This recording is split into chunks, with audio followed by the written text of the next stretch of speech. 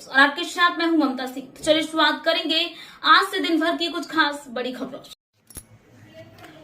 बीते दिन शुक्रवार शाम बजट विपक्ष नेता राहुल गांधी को भारतीय जनता पार्टी के नेता तथा एनडीए गठबंधन के अन्य नेताओं के द्वारा धमकी देने की बीते दिन शुक्रवार को सूरत शहर कांग्रेस कमेटी के द्वारा उन नेताओं के खिलाफ गुनाह दाखिल करने का आवेदन पत्र सूरत शहर पुलिस कमिश्नर कार्यालय पर सौंपा गया, जिसमें कि बताया जा रहा है कि सूरत शहर कांग्रेस के प्रमुख धनसुख भाई राजपूत, कार्यकारिणी प्रमुख विपुल उदना भाई वाला, दिनेश भाई सांवलिया, 164 विधानसभा प्रमुख अवधेश सिंह राजपूत, शकील भाई आजमी, बलवंत भाई जैन, फिरोज भाई मलिक,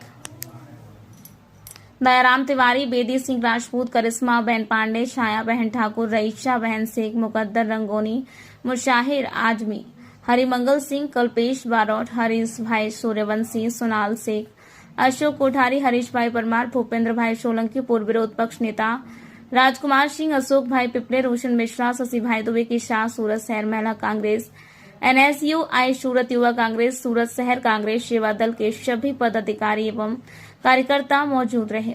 वहीं खबर की विस्तृत जानकारी संघ के गुजरात प्रदेश मीडिया प्रभारी राजेंद्र तिवारी के साथ नरेंद्र प्रताप सिंह की खास रिपोर्ट।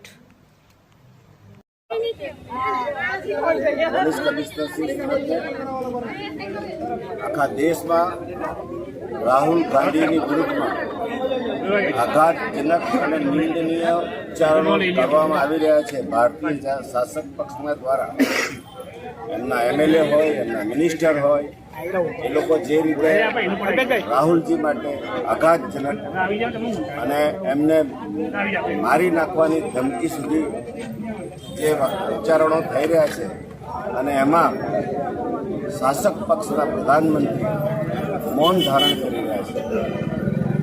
એમના તરફથી કોઈ પણ જાતનું ઉદ્બોધન કરવામાં આવ્યું નથી। એમનો મતલબ એમ થાય છે કે એમની સહમતિથી આ ઉચ્ચારણો થઈ રહ્યા છે અને અમને અમારા નેતાની અમને ચિંતા છે।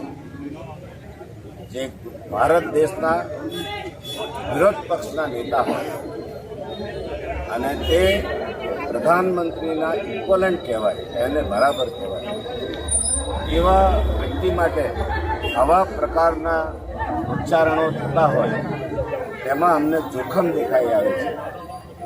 જે પરિવારે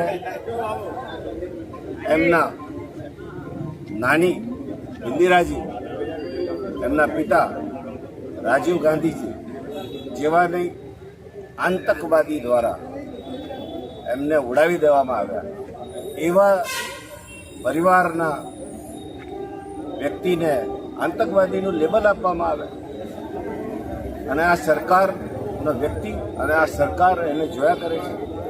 શું પ્રધાનમંત્રી આવા વ્યક્તિઓને પ્રોત્સાહન આપે છે? રાહુલ ગાંધી માટે આવા ઉચ્ચારણ કરનારાઓ માટે એમને સહ આપે છે, એમને મદદરૂપ થાય છે? અમારો એનો ઘોર વિરોધ છે અને અમને એવું જોખમ દેખાઈ આવે છે કે જે રીતે ઇન્દિરાજી અને રાજીવજીની હત્યા થઈ એવા પ્રકારની કોઈ હત્યા કે એવું કંઈ ના થઈ જાય તેના માટે જવાબદાર કોણ? અને એના માટે અમે અમારા નેતા માટે જે આખા દેશમાં ન્યાય માટે, ગરીબ માટે, છેવાડાના માણસ માટે, જાતિ ધર્મના ભેદભાવ વગર દેશમાં 10,000 કિલોમીટર ચાલીને એક એવો સંદેશો પહોંચાડવા માંગે છે કે આ દેશ એક છે, તેના માટે આવું ઉચ્ચારણ કરવામાં આવે છે। શું આ શાસક પક્ષને આ પસંદ નથી?